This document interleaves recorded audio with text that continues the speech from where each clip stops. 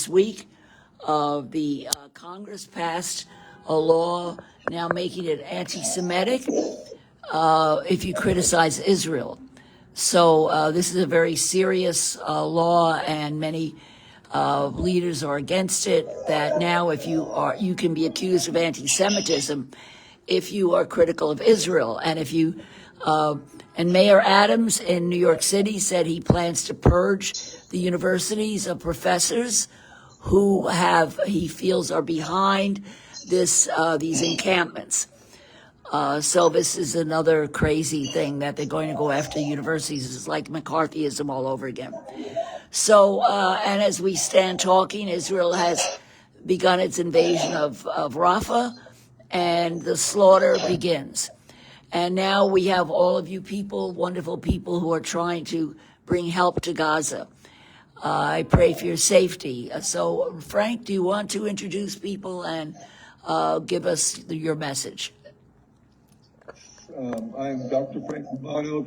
Thank you all for coming. I see there's Dan out there, there's Kat, and there's Suad, who's here, and Mary Beth, who's here, and they're part of the Flotilla, and Wael has been with us.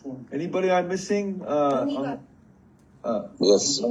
Muniba's here. Yes, Muniba, where are you? There you are. Muniba's here. She's trying to call me. Muniba she's part of the Flotilla as well. And we have people here. We have Ali. I don't know if you can see him. Here he is, over here. Hi, Ali. And he's sharing the computer with me. And there's Dan, of course. We saw Dan, and then Mary Beth and Suad that are here with us. And we are staying in Istanbul, hoping to get on the next boat to Gaza. Do you want me to talk about, do you want to do something? You want me to go into a short talk about it and then open it up to other people? I'll just say one thing, that I wrote a book on the Mavi Marmara flotilla, which ended up in the deaths of 10 Turkish volunteers. I did a little biography of each volunteer and a painting. The book is called Blood on the Waters, and Israel was gleefully admitted to killing these volunteers, and Turkey was involved actually in litigation with them, and then it got dropped about 5 years ago. But this was a terrible event that took the lives of many wonderful Turkish volunteers on that ship. And I'm worried for all of you, because Israel shows that it has no compunction on just slaughtering people who try to bring help to Gaza. And remember, in the USS Liberty in 2010, when it was, 1967, when it was off the coast of Gaza, that they slaughtered 29 Americans, sailors on that ship, one of whom would have been my cousin, who was assigned to that ship, but he had gone to take a special course. It was 34. 34 people. Yeah, okay, thank you. Yeah, so that we know that there's a history. There's a history of Israel attacking ships. So how are you all going to protect yourselves?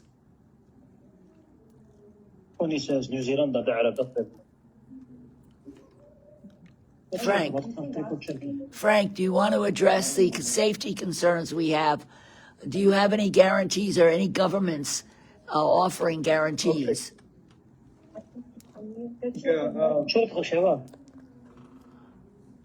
The only thing, and you folks are free, like Dan and Muniba and the others, Mary Beth and Suad can intervene, and Muniba to add to this.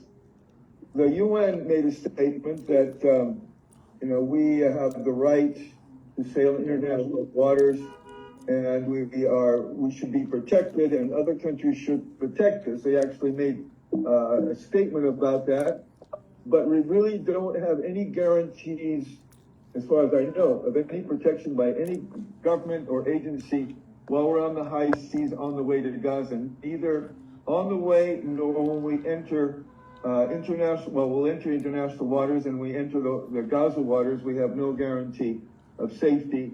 But you know, that's just sort of the risk that we're taking to bring food, 5,500 tons of food and medication to the Gazans. But really, what we're doing is to really break the siege, break the blockade is what we're doing.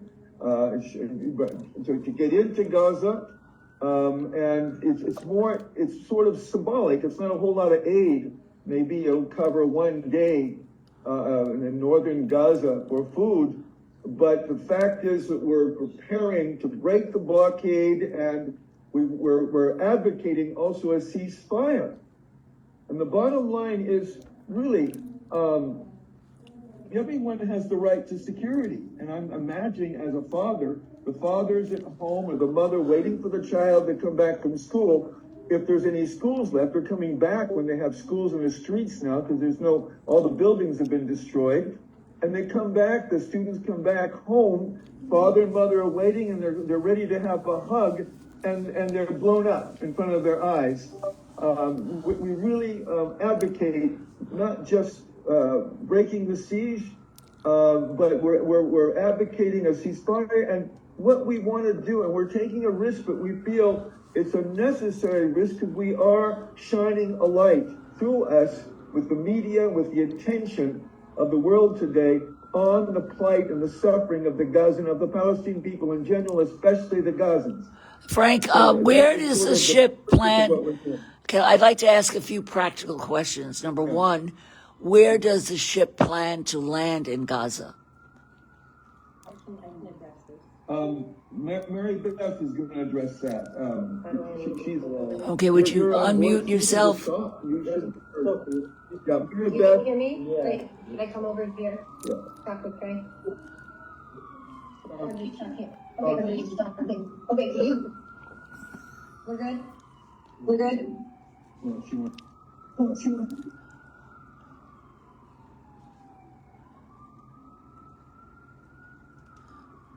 Okay, I think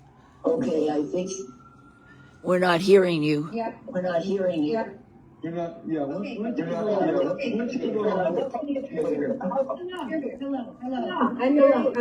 I'm Mary Beth. Hi. I'm from Philadelphia. Pennsylvania. You gotta mute. And yeah, everybody else here.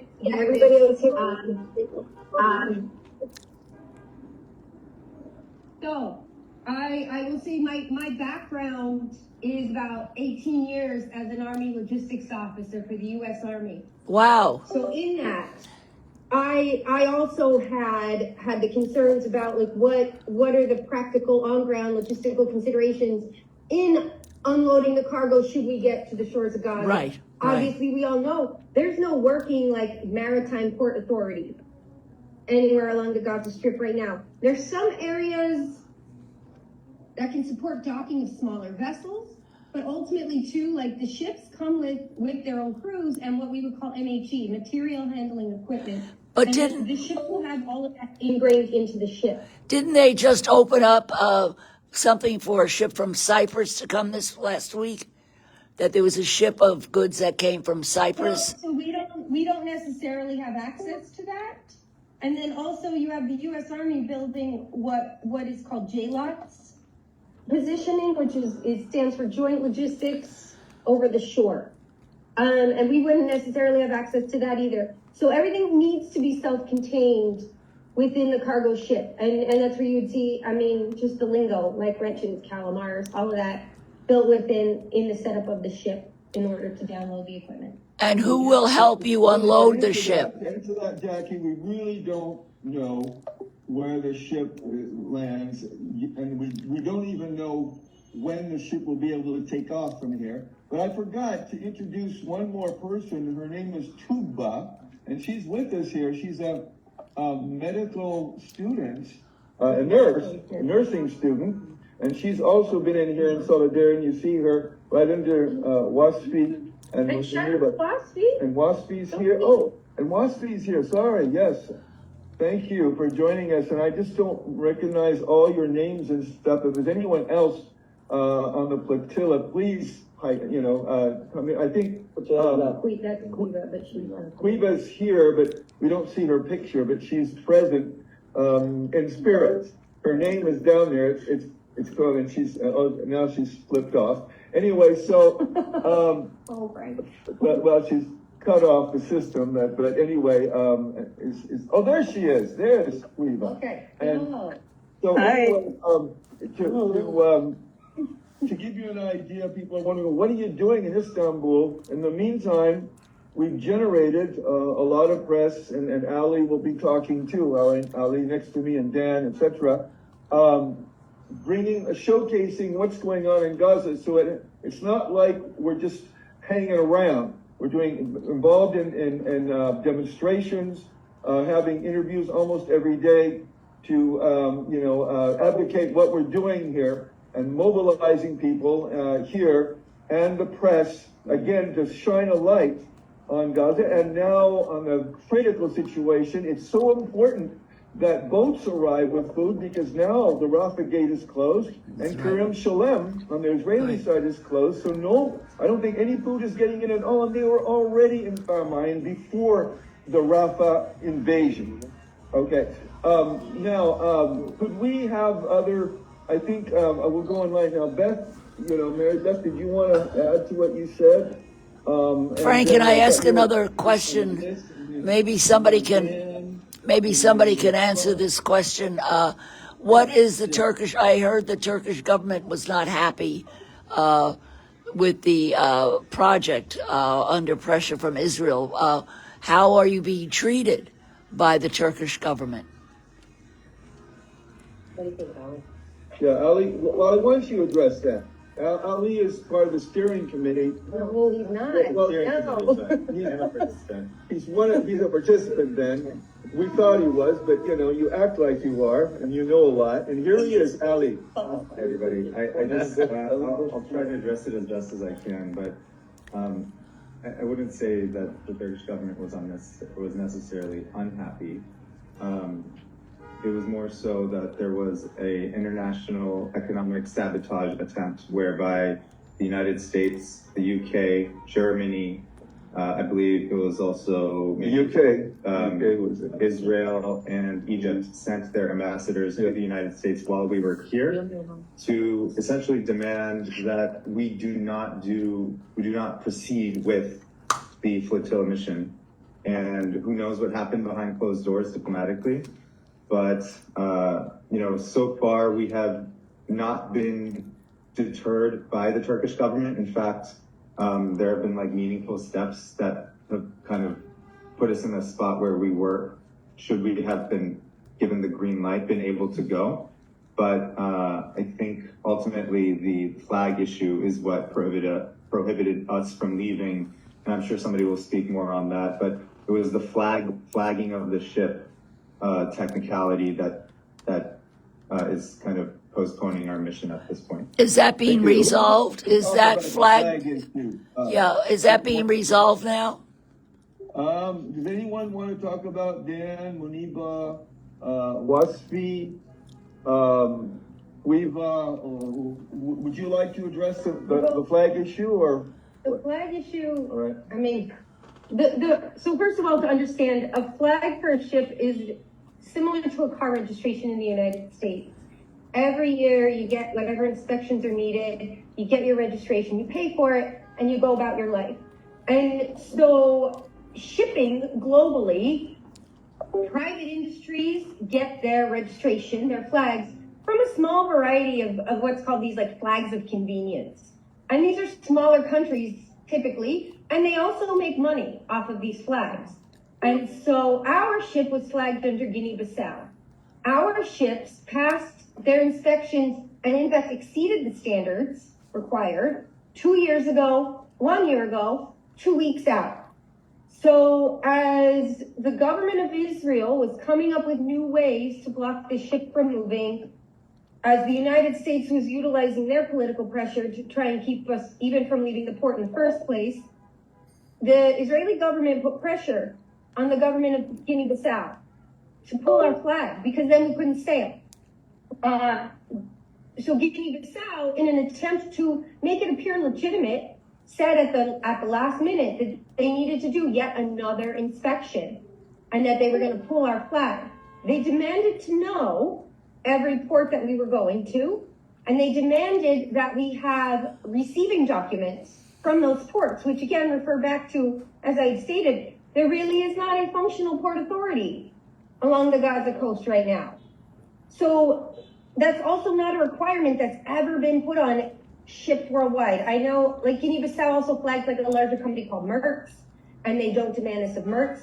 It would be like if you went and got your registration for your car and say the state of Pennsylvania said, well, tell me every passenger that's going to be in it. Because Guinea-Bissau wanted a list of all these humanitarian activists that were going to be on board too. Now, what are they going to do with all that information and all our names? Give it to Israel. Right. Use your imagination. It doesn't take a stretch. And so they wanted to know the people on board, and they wanted to know everywhere we were going. And with your car, you can't say everywhere you're going to go. So then it was like, well, we can't get these Gaza receiving documents. So then it was, well, we need you to sign paperwork to say you're not going to go to Gaza. Well, that's the whole mission right there. So we can't do that. So basically, they created these artificial standards that were unmeetable in order to hold us in court. So now the Syrian Committee, the powers that be, a wide team of expert legal advisors, international experts, are working on countries from flags from alternate sources now too. Okay, now, I would like, if you don't mind, Jacqui, we can hear from some of the other activists and maybe your personal story to share with the other people here. That could be Quiva. You want to intervene, Dan, Wasfi, or whoever, Moniba? Tell us your story. We have some time, but again, we only have about another 35 minutes. I think Wasfi should be able to tell the story. He's kind of opinion, he's been waiting for 40. Wasfi, do you want to share with us your story? I vote for Baba Wasfi. Okay. Tell the story. You got to unmute yourself. You have to unmute yourself first. Yeah. Then we'll be able to hear you. It's on the right-hand corner, I think, of your screen. وصفي تحت على اليسار من تحت في واحدة متاع الزر تفتح الصوت عشان مش نسمع فيه تحت. We can't see. There you go. We can't listen to it. Tell us your story. You got about 3 minutes or so, and then Dan and others, so we can have time for everyone. Okay. Can you hear me? Yes. Yeah. Yeah. I am Dr. Wasfi Shaheen. I was born in Gaza Bridge, and when I was like 2 years old, I left Gaza and went to Kuwait with my family, with my parents, and I studied in Egypt for 7 years. Did medicine, and then I immigrated from Kuwait to New Zealand. I am in New Zealand in the last 26 years. And when I heard about Flotilla going to Gaza, I was in dinner time, and Rogers Fowler, he said we want a doctor to go to Gaza. So I raised my hand and applied same day, and within 10 days I was in Turkey. Wow. And that's what happened. And I would like to go to Gaza because I didn't see Gaza in the last 60 years. And I would like to help people there. This is my story. That's marvelous. I just read, Doctor, did you hear the story I think they discovered another death pit outside, I think, Al-Shifa Hospital. They discovered 80 bodies, some of whom were patients that were killed who died from lack of care, and some were actually shot in their heads and in their chests. Did you see the situation where the patients in these hospitals have actually been buried? They were permitted to die or killed and buried in these death pits. Yeah, I'm following all the news. I'm following, and I am joining groups. I have a group called the Bridge Group, And this every day they post about 100 or 200 messages about what is happening and where is the bombing and who is killed and the names of people killed. And we have in my family there, like my relatives there, we have like 5,000 people in Gaza, and about 200 people died till now. So I follow all the news. Yeah. What's upsetting to me, I was talking to my doctor about Gaza. He was very upset about the situation. He did not know a lot of the information that doctors were arrested and tortured and jailed and killed in Gaza because the American Medical Association is doing nothing to support doctors there and hospitals there. And I find this very upsetting. Do you know any groups? Yeah, this is, Israel is trying to destroy the basic things in Gaza, and doctors are scientists, and they kill most of the scientists. It is not only doctors, nurses, and medical team. They kill also people, teachers in history, teachers in technology. I have, like 2 days ago, one professor in history was killed also. So I saw his photo, and he's teaching history. So they kill everyone. It's not only doctors. So anyone educated or having a position in Egypt, in Gaza, they kill him, and they destroyed the universities, and they destroyed, anything can make a country, they destroy it. So really what we're trying to do is, again, highlight what's going on there, but our focus is to break the siege, and if we have a ceasefire and accountability, hopefully we'll find out what happened and we'll be able to stop the killings. Getting back to the flotilla, we are joined by Amal, who's from Palestine. We just saw her, thank you. Does anyone else want to share their story? I think it was on the, I'm trying to take it in order on the list. I think Dan, you were next on the list, and we want to hear from Quiva and, others. Catherine wants to talk too. Catherine, is it? Yes, but Yeah. Dan I'm just going by the order on the list. Okay. Dan, do share us your story, please. Thank you. How's my sound? Good. Okay. Assalamu alaikum, everyone. My name is Daniel. I'm from close to Sydney in Australia. I joined the movement about 6 months ago, or 7 months ago now. And when you live in Australia, you're pretty distant from the action. And when I heard about Flotilla through a friend who I protest with, I thought to myself, here's a way I can do something tangible.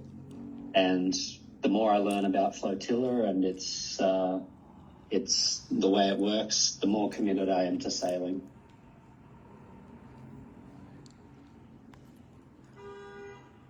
Australia has been actually supportive of Gaza recently, which is surprising because I know Australia can be very conservative. But I know that they've had a lot of protests in Australia for Gaza. So, it seems that that the Australians are understanding what's going on. So thank you so much for. Could you share with us whatever you'd like, your story? Thank you. No problem. Thank you, first of all, to the organizers of this Zoom session. It's lovely to see some of the faces are still in Istanbul, and those of you who have returned home, as well as folks in New York. My name is Quiva, which is a little bit incongruous when you see the spelling of it, but it's Irish, hence its unpronounceability. But I've been involved in sort of sea missions to Gaza since 2008, when we organized one of the initial sailing there in boats that felt like they were held together with Scotch tape. It was, perhaps a more grassroots and humble iteration of this type of solidarity then. But it's been amazing to watch them grow as well. I was on few missions, one of them which was the 2009 one, which was another sort of tactic of interception was used, which wasn't boarding the ships, but we were rammed by an Israeli naval vessel, which compromised the safety of the boat, and we had to make an emergency docking in Lebanon. And amongst the participants who, I just thought in terms of the full loop of sort of social justice and human rights struggles, but one of the participants who was on board with us at that time was Sami al-Hajj, for those of you who remember, the Sudanese journalist who was held in Guantanamo and tortured in Guantanamo. And he bore witness, I think, to the intersections of his struggle for justice and those of many political prisoners in Palestine, and that was a real focus of his.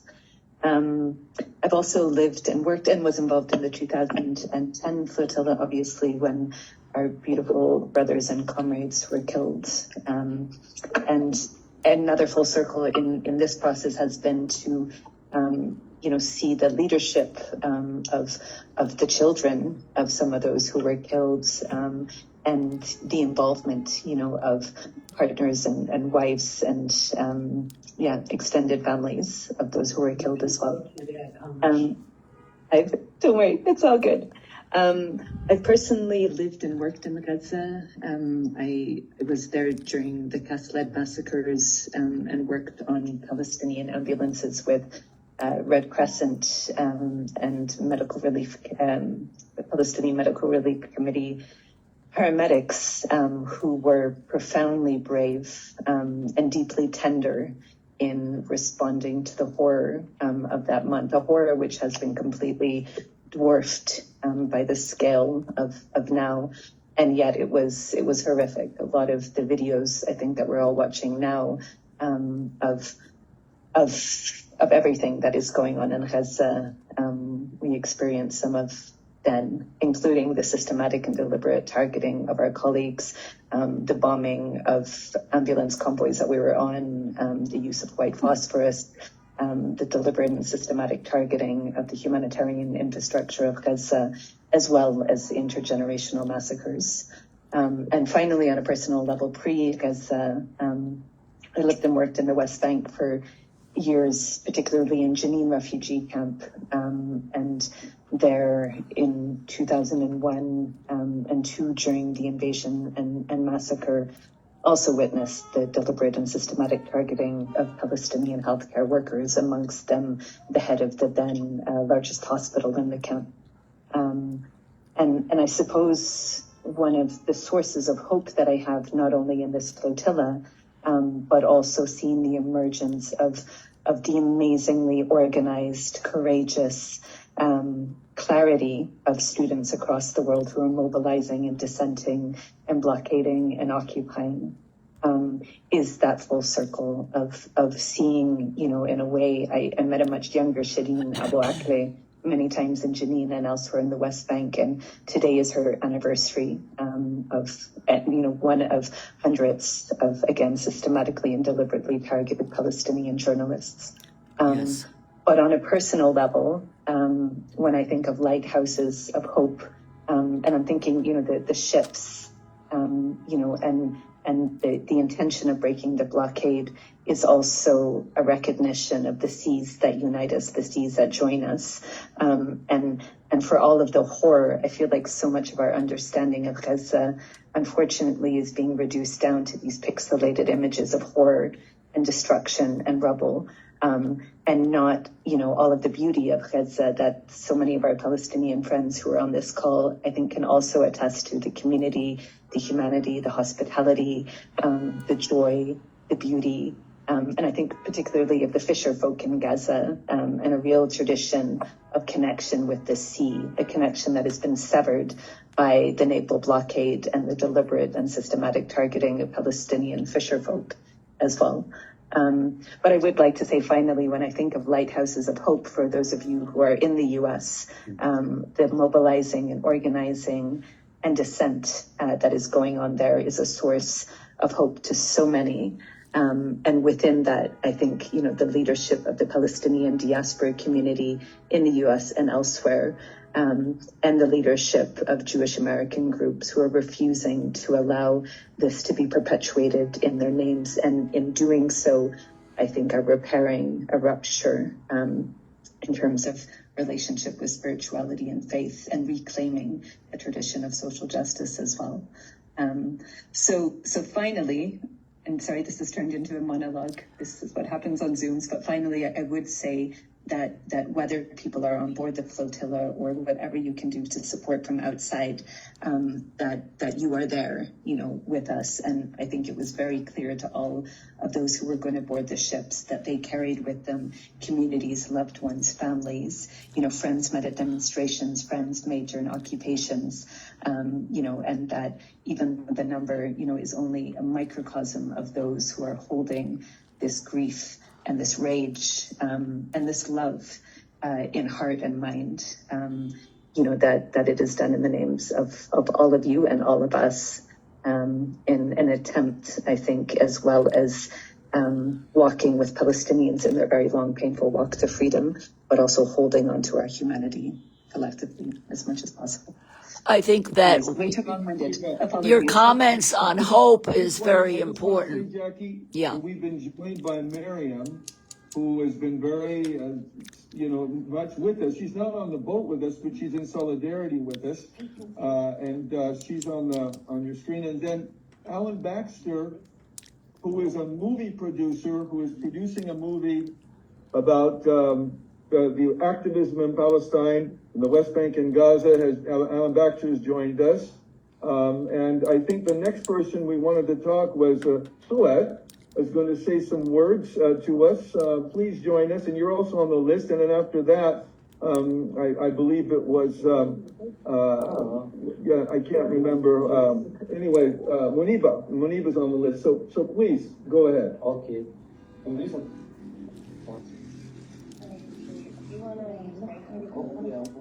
Yeah, come over here.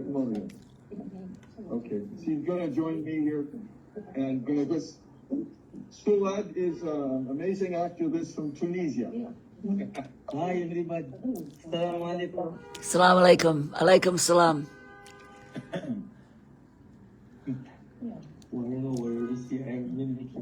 Okay, we know everybody, every person is in life have a dream. Have dreams. One I want to be a doctor, one be a teacher.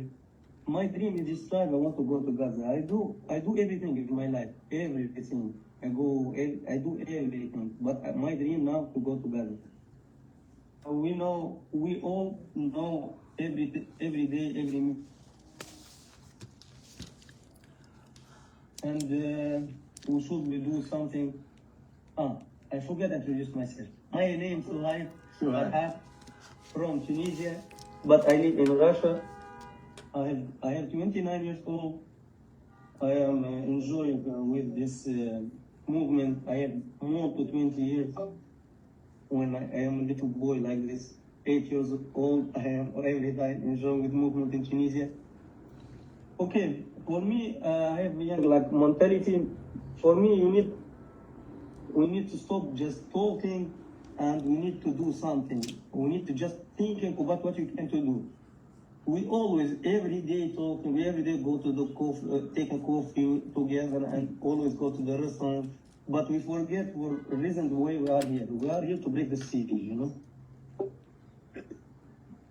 And we should be think, I don't know, well, you should be like, every day take like this meeting and speak for one reason and focusing both reasons to break the siege and go to Portil to go to Gaza.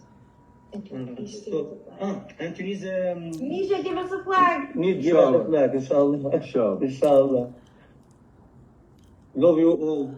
Now, Jacqui, you had some questions or comments, and then we want to talk to Muniba. Recording in progress. Good.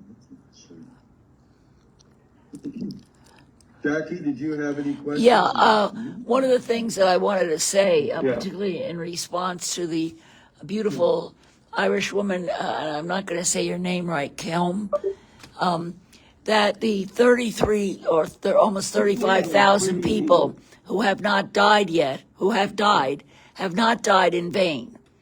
That the lives of everyone in Gaza that's been lost has not been lost in vain. That now the whole world knows about the story of Palestine.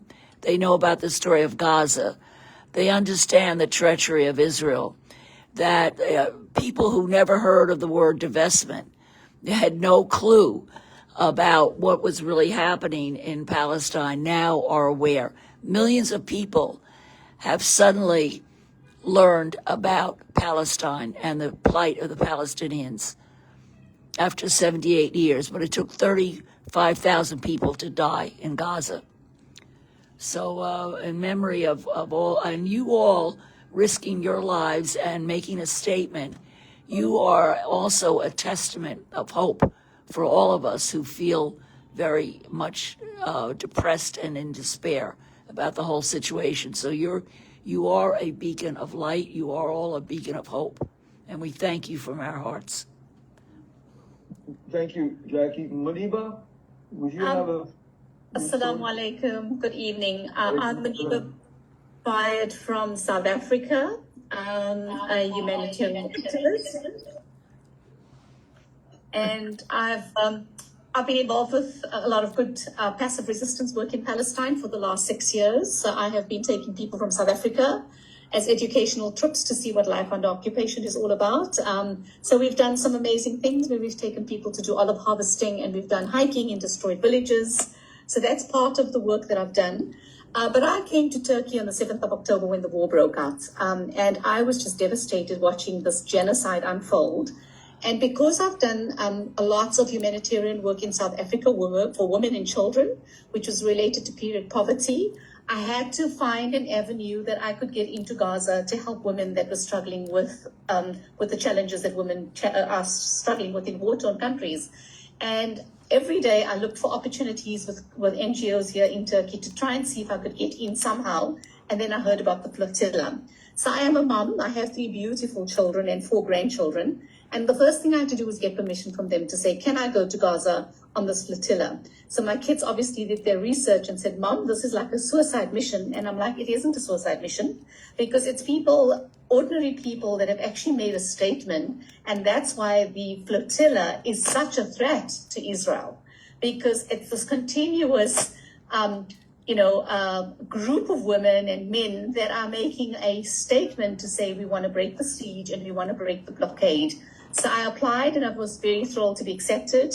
And I'm very determined to continue being part of the team. And I've met these most amazing people on the flotilla, part of the training and weeks that we were all together, where we've learned so much from each other. I am, here to be part of that, part of the group and part of the initiative to make sure that we get in to break that siege, to break the blockade, and to take in the humanitarian aid that we need to. And for myself, it's a personal thing.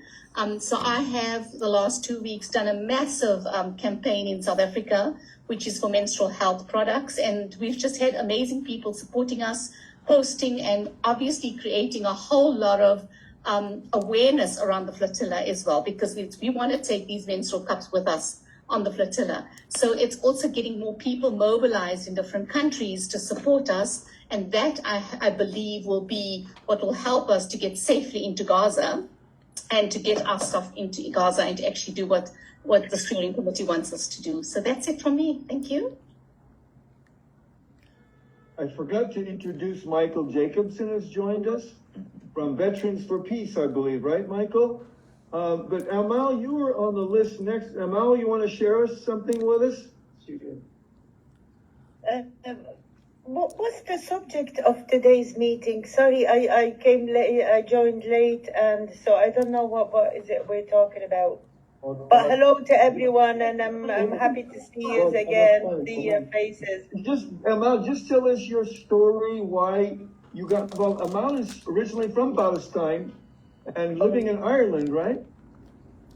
So just tell us your story. I grew up in Jordan. Oh, that's I grew right, up in Jordan, and I visited Jenin when I was a child, so that was a long time ago. So we're trying all we can, it's just like sometimes, that's the, of course, we're just trying to do whatever is possible. That's why, like, when I heard about the flotilla, and before that, when I heard when I heard about the convoy in Egypt as well to go to Rafah, but I'm afraid till now everywhere like we go, nothing goes ahead because it's not easy, So inshallah, we're still hoping for the best. And as I said, good to see everyone's faces. Hi again, and I miss you all. And thanks very much. We miss you too, Michael and Riff. Are you part of the boat? I just don't recognize you. Am I missing any other boat people? My name's Rafat Ode. I was on the Mavi Marmara, and I made a film about it as well. That's right. Yeah. So, Michael, Riff is just short. I remember your name was on there, but I just didn't recognize Riff. Michael, Riff, and then we could maybe we'll get to Catherine's on the list too. So, Michael, tell us your story a little bit, would you please? Well, hi, everybody. It's really wonderful to see a lot of the familiar faces, and I certainly miss not being with you. I've been very active here locally.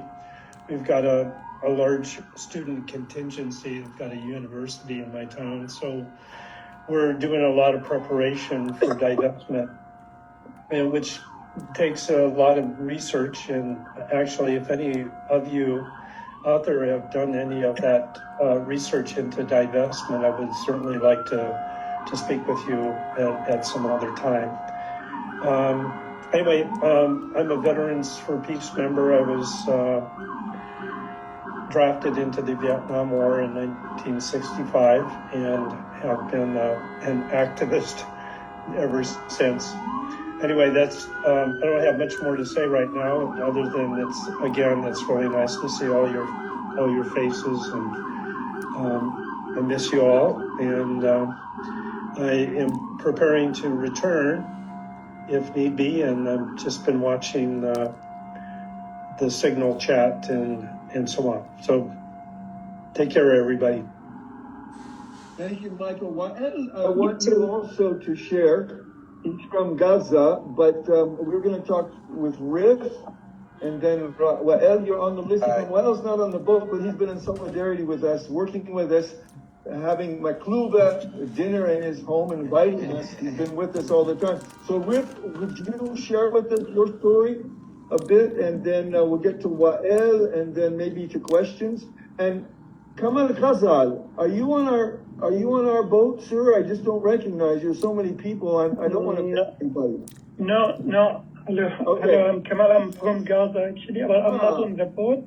I have registered, but I haven't received anything regarding it. That's why I'm here. I would like to talk when time allows. We'll hear from you then. Okay. Okay.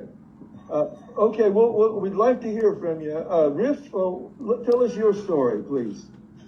Sure. Yeah, my full name is Rafat Ode, and I'm a longtime activist, media and human rights activist. In the early 2000s, I was involved in organizing divestment conferences on campuses in the U.S. This was before the global BDS movement took off. And I've been trying to get to Gaza actually for a while now. My first attempt was in 2009 when I joined the landline convoy that was traveling through Jordan. So I got on a bus and joined the convoy, but then the convoy organizers told me that I cannot go with them because I had submitted my name a little bit too late, and they had already submitted the names to the Egyptian authorities. And so I was sent back. Then my next attempt was on the 2010 Freedom Flotilla, and I was aboard the main ship, the Mavi Marmara, at the time. And of course, we couldn't reach Gaza then either. And so this is my third attempt joining this flotilla. I was in Istanbul, and I met many of you there, and I had the honor to meet a lot of you. And after the 2010 Freedom Flotilla, I made a documentary about what happened with us. And the documentary is called The Truth Lost at Sea. And while I was in Istanbul, I told my film distributor to make it free online so that this could support the flotilla efforts and raise awareness about the flotilla and what's taking place in Gaza further. And there's going to be a screening on Monday, the day after tomorrow, at one of the universities in Switzerland, actually, where the students have occupied a building there. So the university didn't give them permission to show the film, but since they occupied the building, they're showing it anyways, which is great. And I'm going to be with them on Zoom. And then on Wednesday, we're going to have a screening coming out of Malaysia as well, through the Malaysian delegation to the flotilla. And so this is what I'm doing, trying to work on this in the capacity of the film and pushing that out, because when people get more aware of that, they'll be more aware about the current flotilla. So that's what I'm doing now in a nutshell. Jacqui, did you want to interlook? I wanted to, the time is coming close. I think we only have an hour, right? So we got, what, about 5 minutes left or something? Yes, yeah. We can go a little over. Okay. Because I was hoping we could hear from those from Gaza. Wael, you're still with us? I don't see you on the screen. Are you still with us, Wael? Okay, maybe not. So what about Kamal Ghazal? Can you share, where, first of all, tell us your name and where are you from? Are you actually speaking from Gaza right now? No. So, hello, my name is Kamal Ghazal. I'm from Gaza. I live in Istanbul at the moment. I'm a student. I just graduated. I lived my whole life in Gaza. Just the past 2 years. I'm here studying. I just graduated during this genocide 4 months ago. Anyway, so I have registered in this flotilla, but I haven't heard from anyone regarding it. I mean, I heard from someone and I filled the form, but then I haven't heard back from anyone. So I was wondering if it's like Gazans are not allowed to go there or something like this, or so I was wondering about the reason, and I wanted to ask because I haven't heard back from the email. So the flotilla was suggested from a friend of mine who is Australian, but so I had to register. You know, I saw this and I'm Gazan, and so it was for me. I had to register, but I was really upset that I couldn't hear back from anyone, and I'm still upset. So I was wondering, maybe, like, guys, you know anything about it? Or yeah, Beth, I think you want to address that. Could I just say? Oh, sorry. Go ahead. All right, Beth. Oh, I was just going to say, when we're done with this, I can make sure maybe that, like, I'll send you a message through Suhaib's phone or something that you have my cell phone, and we can follow up and see more what's going on with your situation, and maybe Quiva has further insight on it. But we can look into it and see if we can start putting pieces together. Yeah. And just to apologize. اتصلوا ببعض خذ الرقم بتاعنا اديني رقمك ولا حديك رقمنا ونتصلوا ونتقابل ونوقفوا مع بعض.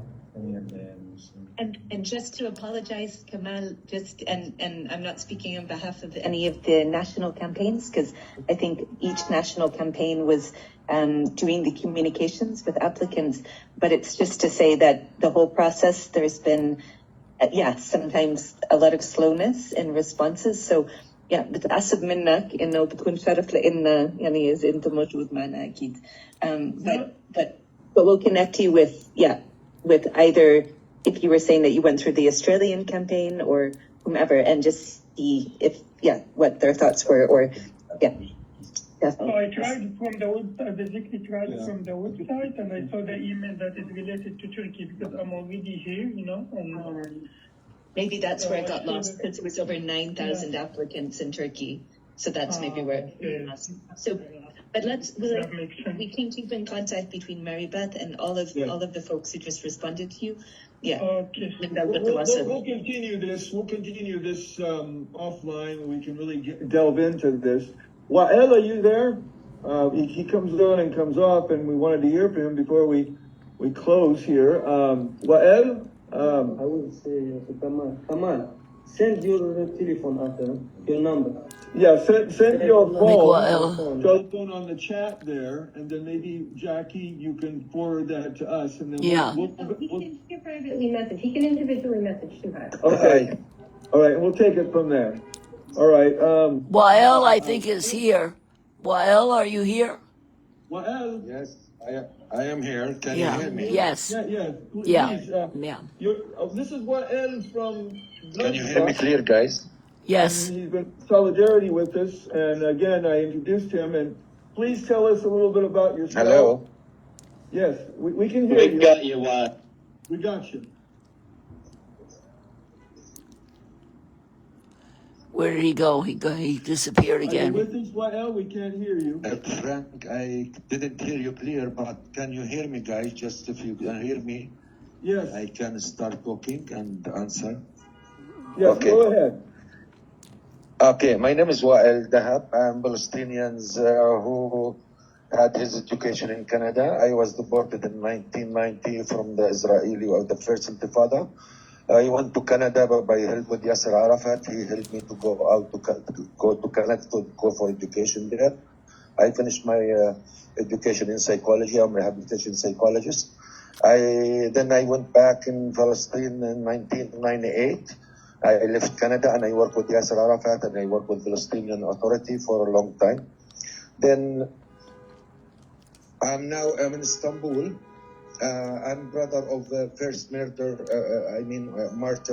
Shaheed in Birzeit University in 4th of December 1986, and his name was killed at Birzeit University by Israeli soldier at the university. He was a biochemist student in the last semester for grad. Since that time, actually, our life has been a change, and I can say I am a rebel since,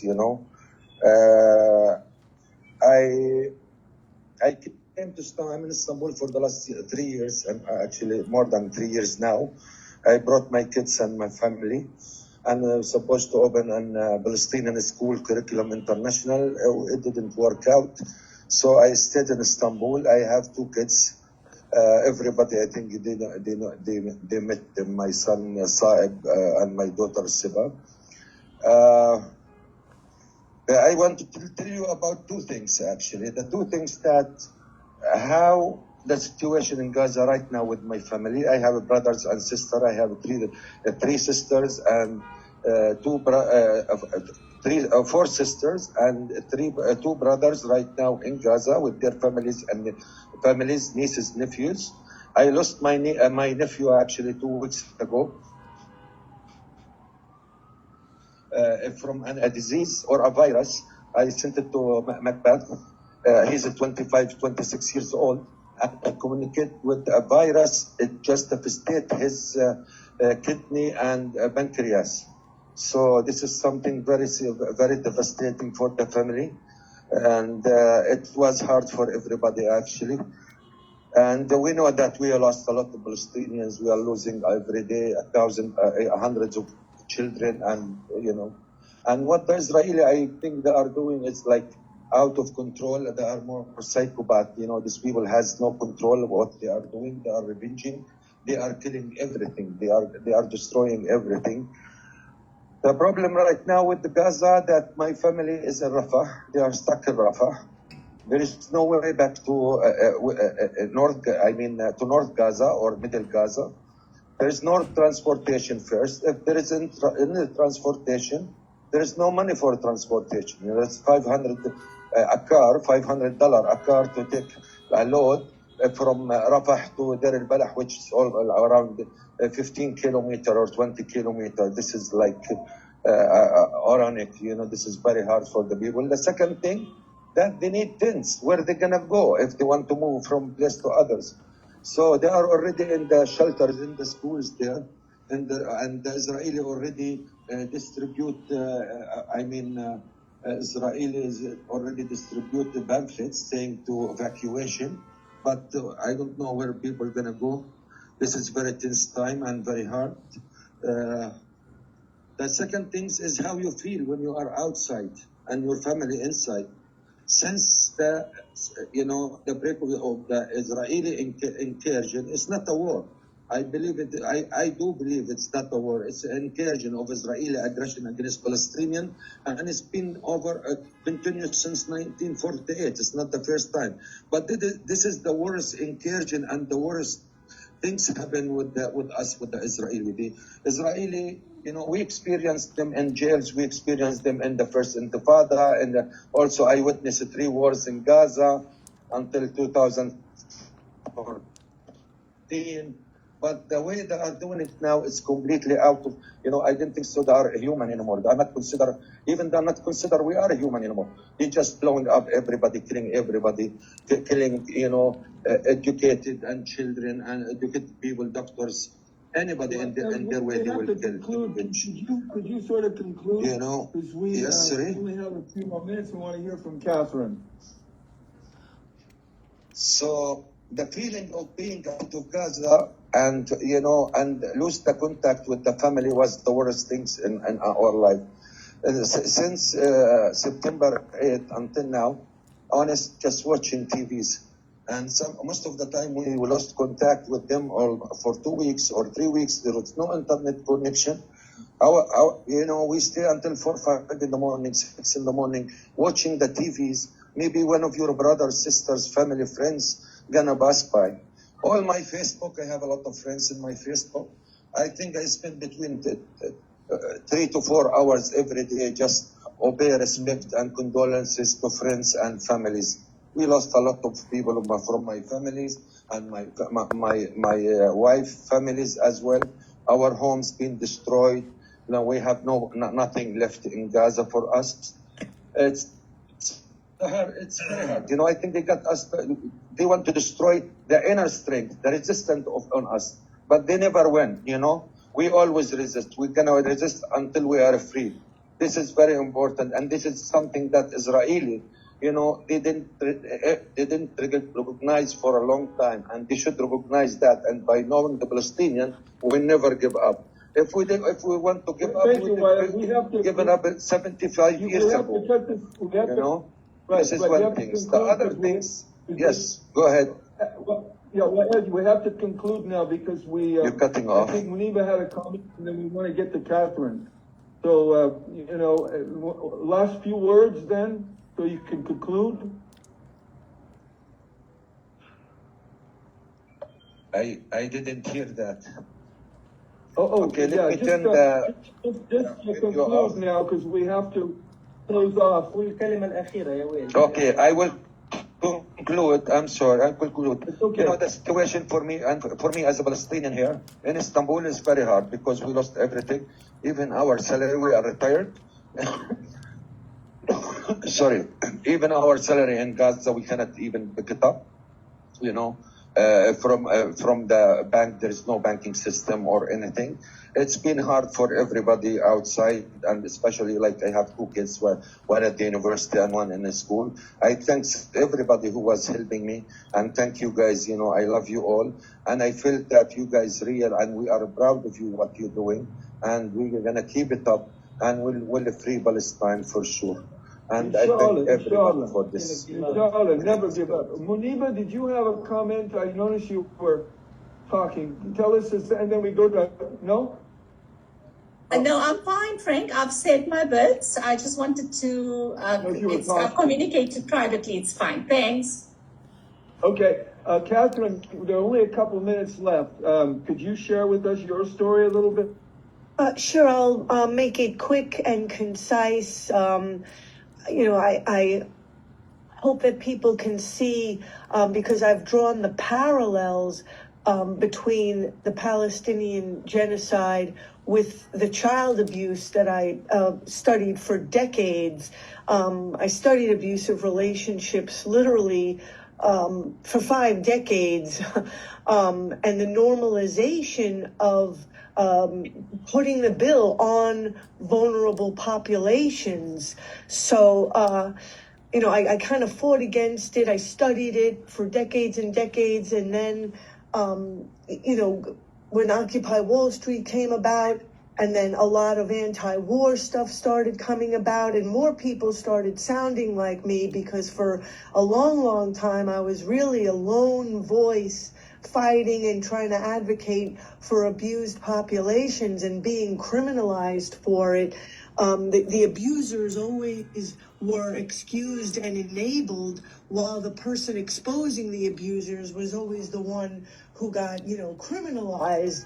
And so as time goes on, and then I learned about the plight of the Palestinians, I mean, it was really easy for me to understand all of these situations with the foundation of abuse that I've studied for a long, long time, and how the psychos that be try to spin it and make it be about anti-Semitism and Hamas, and we're God's chosen people, which is all ridiculous. So I'll stop there, and I'm just glad to know people that are willing to step up and fight for those who really need it. Thank you. Thank you, Catherine. Jacqui, do you have any final words here? Anybody else? And I like to add just one statement, Frank. Yes. As I told you, the whole world is occupied by Zionists, except Gaza and Palestine. We are not under occupation. The whole world is under occupation. Thank you. Wonderful. Absolutely. Great. Jacqui, thank you, Wael.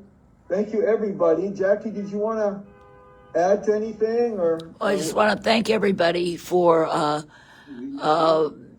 doing what you're doing. And I think that these events are very important because they build solidarity. We can get very overwhelmed on our own, working, trying to talk to people, feeling you're beating your head against a wall sometimes. So it's really wonderful to be with such a large group of people who care. Because I agree with Wael when he says most people in the world don't care that they're occupied by Zionists, and it's shocking for me when I try to go around and talk to people, and I find such ignorance and such lack of caring. So thank you all for being who you are.